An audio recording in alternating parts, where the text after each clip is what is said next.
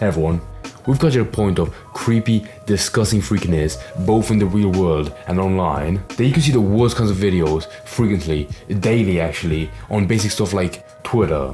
Okay, Twitter's not really the best example because that basically a dumping site for the worst stuff ever. Like, if the app knows you're a kid, it'll still show you a video of a guy dying on camera. That's not what I'll be talking about today, because I can't show it on video, and it's not that funny. But one genre I have way more freedom to show and joke about is videos of sick, little, disgusting perverts. Because when you have free range to watch whatever videos you want on the internet, and people can upload whatever they want, like clips of just disgusting people, as well as other people being able to upload videos of peculiar human beings, it's like fish in a barrel trying to find the weirdest guy ever. It's just so easy. It's like when you were a kid and there was a teacher, a janitor, someone you didn't care about, and they got fired because they found 10 gigabytes of child you know what on the personal computer. The most you ever saw was the one day you had to teach a class, but that was it. And even then, the most you hear about them is a story of who they are and what they did before they get promptly fired and arrested. But nowadays you can find thousands of those predator catching videos, very akin to Chris Hansen. I'm Chris Hansen. No, you're not.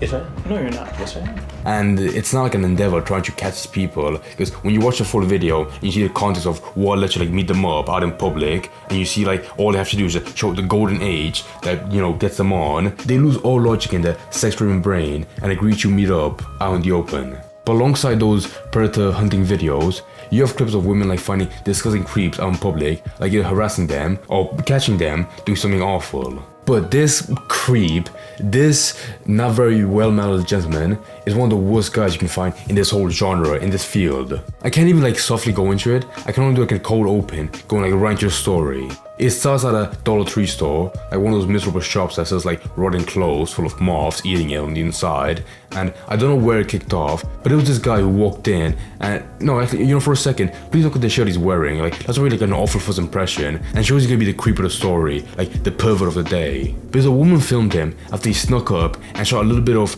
wink wink nudge nudge right down her leg.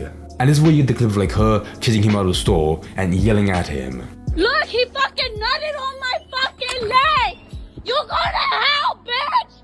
Oh my god! He nutted on my leg!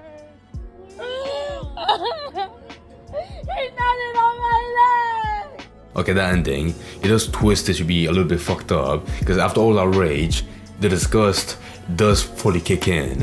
Also, nothing against her, but you could tell the way the guy's running, he's just some fat pig. Well, that and what he did pre-video. But she could have, caught up to him easily a little bit, in my opinion. Which, to be fair, if you have actual semen down your leg, you'd probably focus more on that than chasing the actual guy. It's one of those things where, as it happened, it probably took a full 10 seconds for her to realize, what was going on and what the guy, the actual disgusting creep, did to her.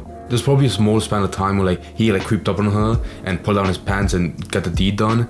I don't fucking know. With a fat bastard like that, it's a miracle he didn't push over the shelves as he walked in. But that's all that was known about him. The most the Dollar Tree store could do was give out security camera pictures of the guy as the moment happened. And aside that, the employees did mention how that guy, he is someone a tiny bit well known for going to that store a lot, and mainly the other places around that avenue, that shopping area. Which provides more disgust than comfort, knowing that he goes to that place a lot. Probably for the same reason or same, desire as that video. That nasty video. I understand an old man going to the same store every single day because he just wants to pass time. But for a guy like that, wearing a shirt like that as well, I won't trust him, coming 7 times a day. But yeah, post-incident, that woman did get in contact with the police, at which point they started looking after him. For him, I meant. He's not a baby. But yeah, they were looking for him since Sunday. And it wouldn't be that hard to catch him, especially when you have a video of him, actual CCTV footage of him in the store. And it's not he took extra measures to protect himself while indulging in his fetish. Which makes me happy to say that, just after a few days of looking for him, he did hand himself in to the police, where he was discovered to be just a revolting 35-year-old man. And you can tell he was just divorced, and that was the only thing keeping him going in life. The sort of what he did at that store, before he actually did it, was the one thing that, put a little bit of dopamine in his brain. And I don't want to pick on the guy, he did have the dignity to hand himself in, but with a name like Gary Miles, just so generic like that, you can tell he's one of those people that if you knew him personally, he'd be so generic you wouldn't remember him. Well, you probably would now, cause how could you forget a story like that? the only thing I can really conclude from this guy is that he's just some starved porn freak, and being middle-aged, voyeurism was the only way he could get pleasure and so get off in his own nasty way. That sounds really sick from me, like I'm trying to defend him for just wanting to be sexually satisfied, but I'm simply giving an explanation for why this guy might be this way, Gary Miles, iconic Gary Miles. Because honestly, I think at this point, when the idea of doing that, what he did, that video and that Dollar Tree, is the only thing that gives you pleasure, you probably should seek professional help, in my professional opinion. And that makes me think, how many therapists know people like this? Because surely they have to sit through them and turn them down because they recognize that they can't really help them in that aspect of their life. I mean, it's their job to give them mental aid. They can't throw them out like the slightest sign of struggle.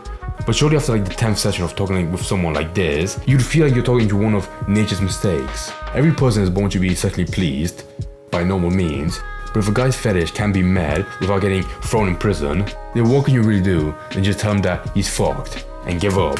I mean, even that's pretty wishful thinking that a guy would see this as wrong and get actual help. No way that would happen.